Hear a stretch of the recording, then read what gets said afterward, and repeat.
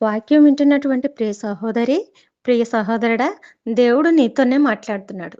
ఏమని అనంటే, ఇంతవరకు నా జీవితంలో నేను ఆశీర్వాదాన్ని చూడలేకపోయాను. లేకపోతే ఇంతవరకు నా జీవితంలో అన్నీ కష్టాలే. లేకపోతే ఇంతవరకు నా జీవితంలో అన్నీ కన్నీళ్ళే. ఇంతవరకు నా జీవితంలో అంతా కూడా నిరాశే. ఇంతవరకు నా జీవితంలో అన్నీ ఇరుకులే, ఇబ్బందులే. నా జీవితంలో ఇంతవరకు కూడా అన్నీ బలహీనతలే.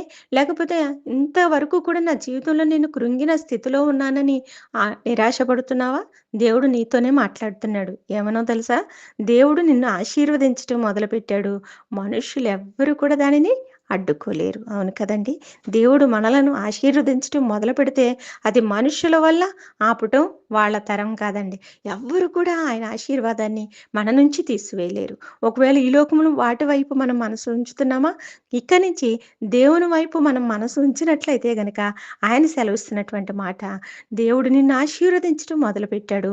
మనుషులెవ్వరు కూడా దానిని